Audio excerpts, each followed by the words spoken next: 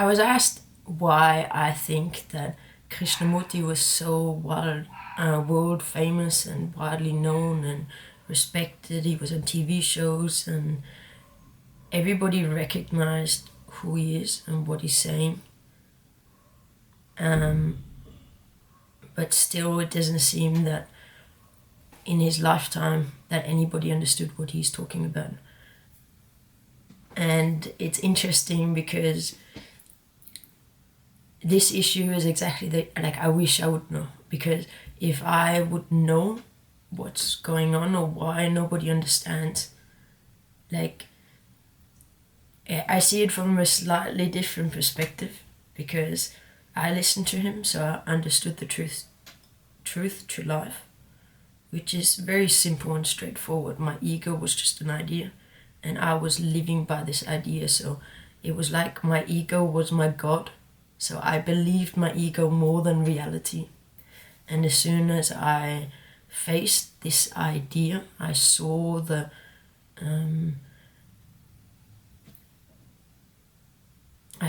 blindness that I had to my own life. I recognized this, so I saw that the bias that I have due to the ego has been limiting me in my life. And as soon as I died to myself, I could understand the truth that Krishnamurti is talking about easily. And like I see it in my life, so it's easy to talk about it. And it's super simple. It's all it is talking about we are living in a world of ideas and we're not living in reality. The problem being, when I tell people this, they go, maybe, no, like they don't believe that they don't live in reality. I'm pretty sure I wouldn't have believed it, or I wouldn't have seen it. I didn't really understand it. I was so broken that like I didn't feel like it mattered what I did anyway anymore. So it wasn't that scary for me to give up the ego. Now when I talk to people, that's like the scariest thing I can suggest. But it's just an idea. We made the idea, we can eliminate the idea. It's not like we're getting rid of something that is an integral part of us. That's what we think, but it's actually, we are the integral part. We, the human being, are the essence of the life that we're living now. And then we add the ego. And because we don't realize that we're adding this ego, we think it's reality. So as soon as people go like, oh, you should get rid of the ego, we think we're stripping ourselves from our real life. But it's completely the opposite. The ego is always present. The ego is always commenting on everything that's happening. So I'll just give you a brief example just to explain. So I had a friend who owed me money, and he sort of tried to make me forget that he owed me money. But I don't forget. I don't know why. He was trying to get away with taking the money. So this is a person that I've been trying to be nice to for a very long time. So if I had the ego, my head would have said, but you cooked dinner for him, you carried this, you did this, you spent this much time trying to help him or whatever. Why would he then steal the money? And that's super complicated. That's what I used to do. So now somebody stole money from me, and that element is completely gone. It's just, oh, person B hasn't returned the money, so I'm gonna ask person B to return the money. There's no like, ooh, I shouldn't even have to ask, or how dare he steal my money. That doesn't exist. So it makes life so much easier. I didn't understand this until afterwards. Most of the things that I've like fully like understood, it was more like I was living that, and then I saw how much easier my life is.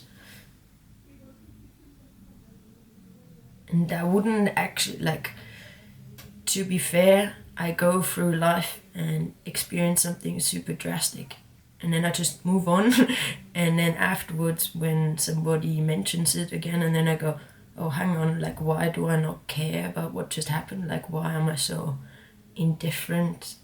Like indifferent is the wrong way. Like, it's just, it doesn't exist anymore because my ego's not holding on to it. It's, you know, it's something that happened and I'm moving on. There's no more remnants of this issue. Before, it would have been every time I would have seen this person again, I would have remembered that they stole money from me, which is like, that sort of ruins my relationship with this person for the rest of my life. So it's also limiting me, them, everything. So I wish I knew, like, this is the thing that I wish I knew what the problem is, what people don't understand, what people don't want to admit. I'm pretty sure it's simply that people think that their ego is the only ego worth saving, and that their ego has all these good things. But the problem is that all the things that we believe in the ego, it's a belief, it's not factual, it's not real. So as harsh as this may seem, but your image of yourself is not real. It's a step higher than you actually are. Because if your image of yourself were reality, there would be no conflict. You would be like happy, joyful. There wouldn't be any commentary. There wouldn't be any thinking. But, and the thing, like, to me, I don't say that, or I never said this out loud, but to me it's super obvious why Krishnamurti works. And it's the only reason why what I'm doing is working, because we all live in this truth. We all see this truth in our own life, every single human being. If you're an empathic human being, then like everything I say makes sense because you can see it in your own life. If you're an egotistical human being, you hate me for saying this because your ego is what you need to believe in so that you can be running from who you actually are.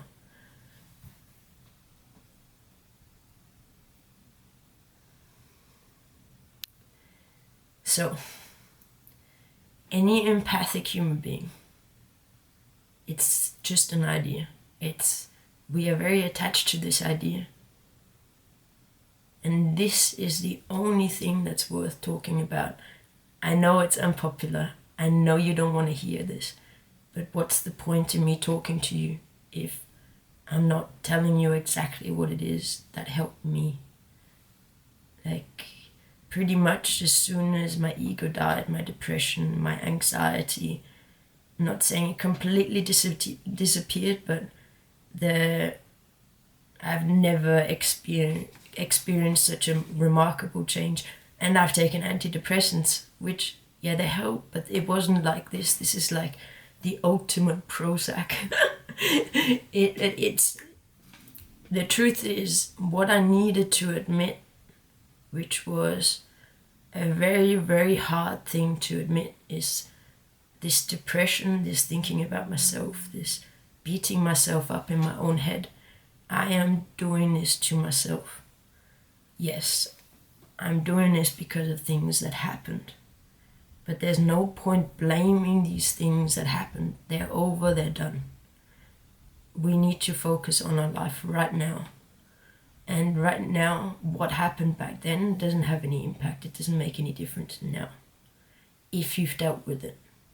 Once you've looked at it and you've dealt with it and you've seen it and seen it's not really that scary, now as an adult we can go back and look at the scary things that happened as a child, and it's not as bad. Running from it makes it scarier and scarier and scarier, but facing it, it's the ultimate redemption and salvation to your life.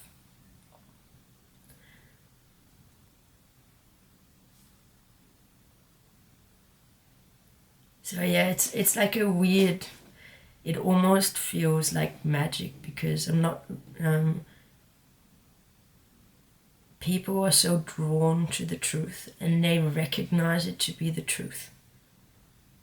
They can listen to Krishnamurti and know that he's sincere.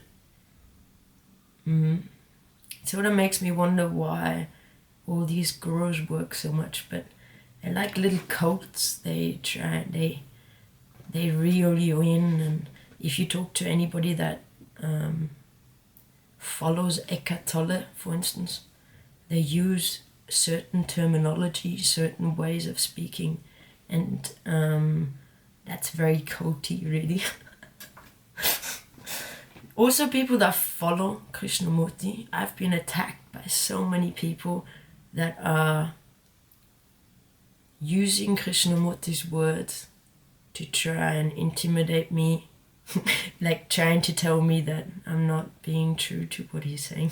But I always have to laugh, because I know that, I don't know why they're trying to school me on Krishnamurti, but it doesn't, like, I don't know what it is, that it's like they want to belong to a group. They think, but it's ridiculous, because Krishnamurti is talking about being original. So he didn't want followers. He didn't want you to say what he's saying. And the funny thing is, because so many people keep talking to me about the movement of thought and blah, blah. Like, this is one way that he tried to show you in your life. But people, like, it's super complicated and abstract. And I need to think about it for a moment to see if what they're saying is true, and it's really hard work. And that's like, I would never speak like that, because that's how Krishnamurti did it. I'm doing it in a different way, so I don't really care. They're just telling me, I don't know. I don't know. I think they're trying to find out if I'm faking, but it doesn't really make any difference to me. It's sort of fun sometimes. There's nothing more fun than trolling trolls. Anyway, that was sort of unhelpful. To summarize, what I wanted to say is, the only reason why Krishnamurti was so popular is because as soon as people listen to him talk, they know it's the truth. They can see the truth in their own lives. And the only reason it doesn't work is that even though everybody recognizes the truth, everybody can tell it's the truth, they're not willing to admit in their own life that this is the truth. I didn't really find it that hard. I was super broken, so I was like, I'm nothing. That's like everything I did was completely in the wrong direction. So I was like, oh yeah, this ego is full of crap. I'm happy to be rid of it. So it's not until, this is the most important part. That's why I'm only talking about that pretty much. Like all the gurus, they'll tell you everything you want to hear. They'll make you feel good about yourself. They'll make you feel like some higher power is going to choose you, and you just need to grow in your spiritual way. It's understanding the truth to your life. The life that you're living with the ego is not reality. I sort of got a feeling that I might be saying this for the rest of my life as well, but not if we're working on this together, because at the moment I'm still talking to you like this, but you're already helping me by asking these questions, and we're working on this together, so let's try and grow something new. Thank you very much for listening, and Thank you for the questions. I'll talk to you soon.